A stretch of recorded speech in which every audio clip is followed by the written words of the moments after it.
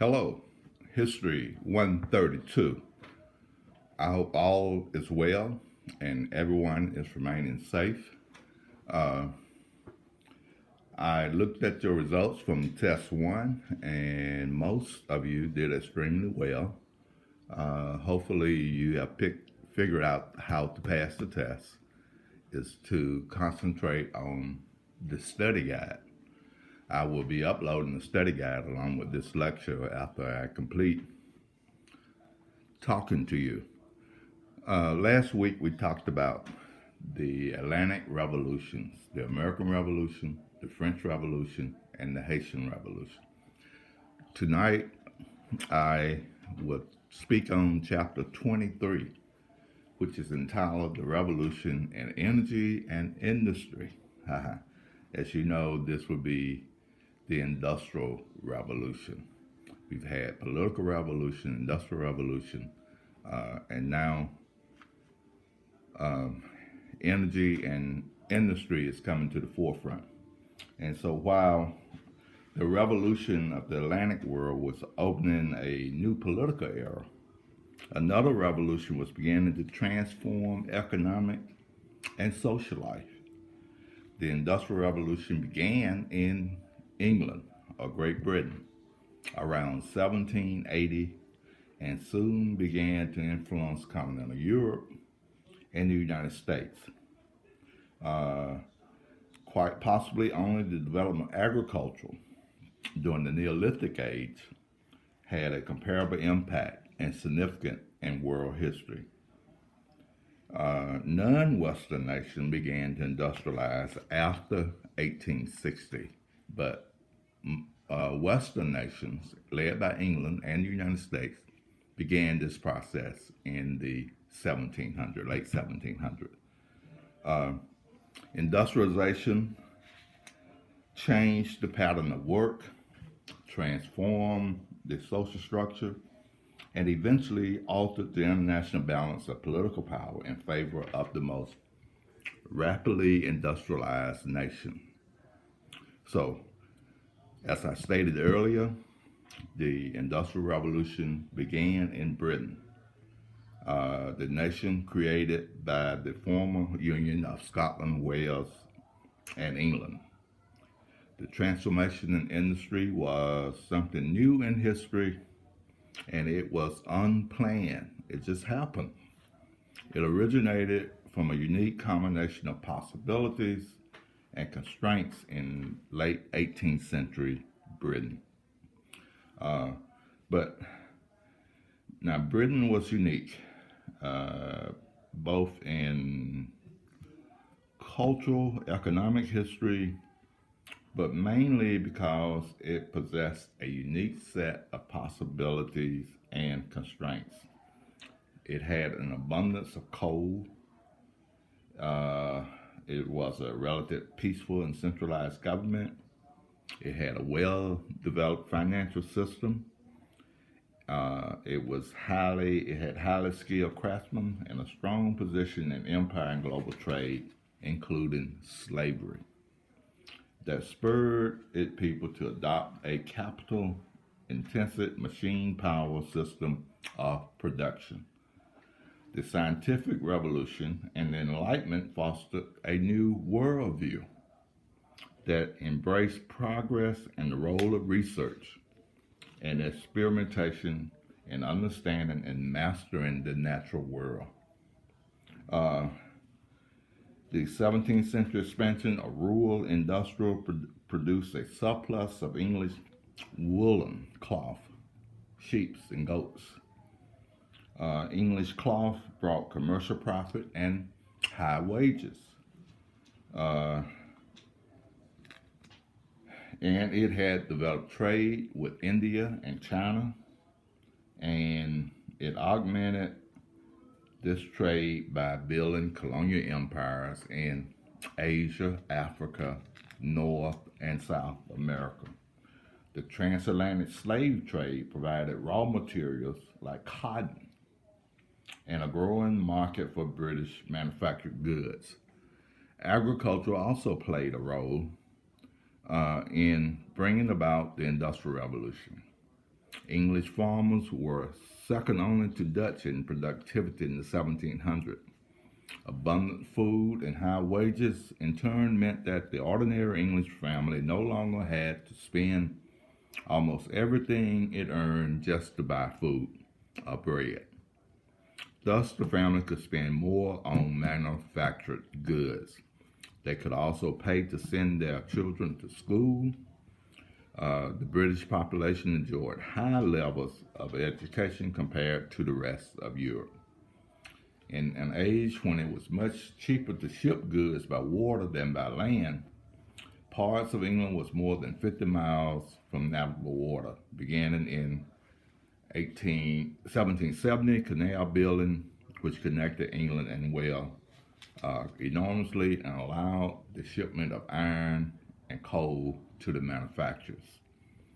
The final factor favoring British industrialization was the heavy hand of the British state and its policies. British parliamentary system taxed its population aggressively and spent the money on a navy to protect imperial commerce and on an army that could be used to quell uprisings by disgruntled workers.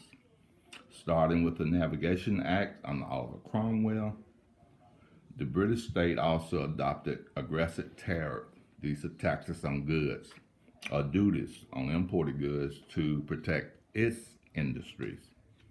All these factors combined initiated the Industrial Revolution, a term first coined to describe the birth of major invention and technical changes that took place. Technologically, the innovation in the manufacturing of cotton cloth led to a new system of production and social relationship. Many of tinkering workers knew that devising a better spinning wheel promised rich reward, and John Hargrave invented the cotton spinning jenny about 1765.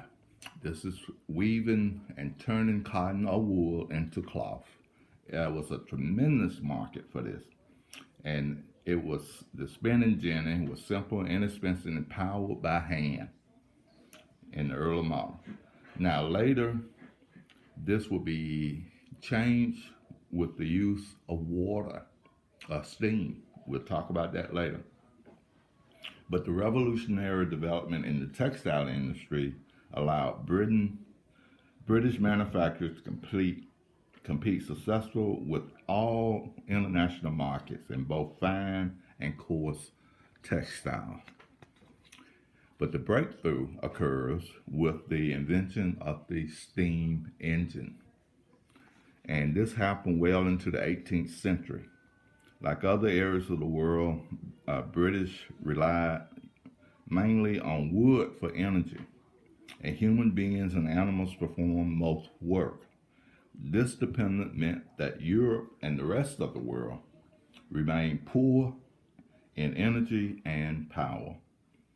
Processed wood or charcoal was mixed with iron ore and blast furnace to produce pig iron that could be processed into steel, cast iron, or wrought iron. The iron industry appetite for wood was enormous. By 1740, the British iron industry was stagnating, and then the British turned to coal as an alternative. And by 1640, most homes in London was heated with coal, and it was also used in industry to provide heat for making beer, glass, soap, and other products. The breakthrough came when industrialists began to use coal to produce mechanical energy and to power machines. To produce more coal, mines had to be dug deeper and deeper and was constantly filling in with water. So the primitive steam engine came about because of this conflict. In 1763, a young Scotsman named James Watts, he will be on your next test, was drawn to the critical study of the steam engine. He discovered that the engine could be significantly improved by adding a separate condenser. Thus, invention, patented in 1769, greatly increased the efficiency of the steam engine, and this revolutionized manufacturing, transportation, and everything else. It led to the locomotive, the steamboat. The world was changing industrially and technologically. The coal burning engine of Watts would improve, and eventually these other inventions took place. Uh, so, steam is critical. The construction of railroads created a strong demand for unskilled labor and contributed to the growth of a class of urban workers. The railroad also had a tremendous impact on cultural values and attitudes. The last and culminating invention of the Industrial Revolution, the railroad or the locomotive, dramatically revealed the power and increased the speed of the new age. Before then, you only had horseback or ship, a boat. Now we have a locomotive that probably could go up to 30 or 40 miles per hour. The French engineers completed the first steamship in 1770. Robert Fulton began to the Claremont, designed by Robert Fulton, began to travel the Hudson River in New York State in 1807, shortly followed by ships belonging to John Molson on the St. Lawrence River. The steamboat brought the advantage of the railroad, speed, reliability, efficiency to water travel. And with this, the British economy increased its production of manufactured goods. The gross national product rose roughly fourfold. At the same time, the population of Britain boomed, growing from about 9 million people in 1780 to almost 21 million in a half century by 1851. So we see the industrialization in Europe, and it spread to the rest of Western Europe and the United States and to Australia and New Zealand. The end of the Napoleonic Wars, the nation of the European continent quickly adopted British invention and achieved their own pattern of technological innovation and economic changes. And this includes the United States. I forgot Japan should be included in this also. So this age of industrialization led to conflict, of course, mainly over tariffs, the taxing on imported goods. Finally, banks like government also played a larger and more creative role in the financing of these endeavors. Similarly, corporate banks became important in France and Germany in the 1850s and 60s. So, the Industrial Revolution did not have a transformative impact beyond Europe prior to 1860, with the exception of the United States and Japan.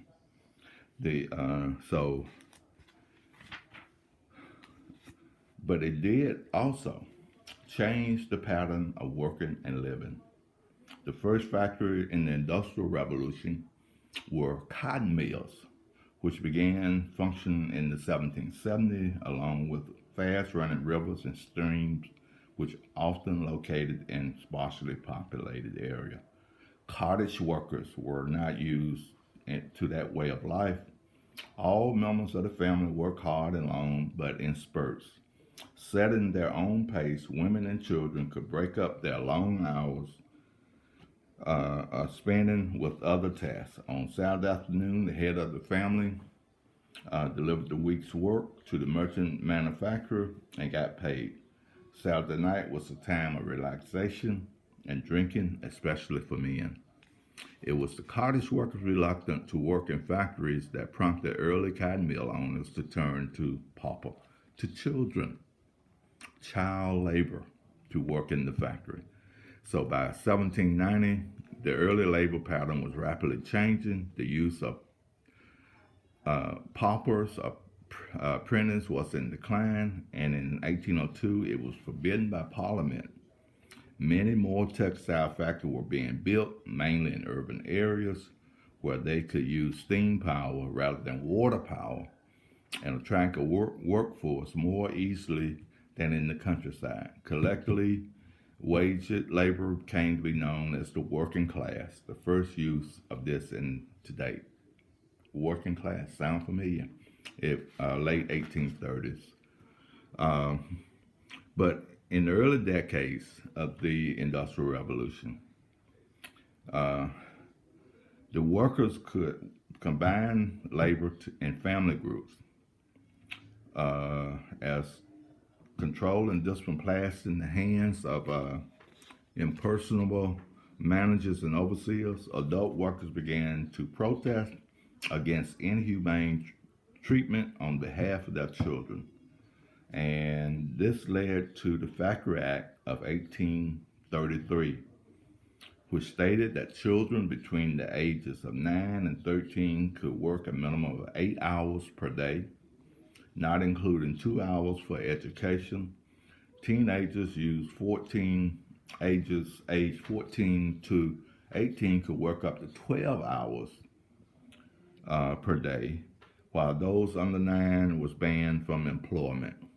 The act also installed a system of full-time professional inspectors to enforce the labor regulation. After 1833, the number of children employed in the industry declined rapidly. But we see a division of labor based on sex, with the restriction of child labor and the collapse of the family work pattern. In 1830 came a new sexual division of labor.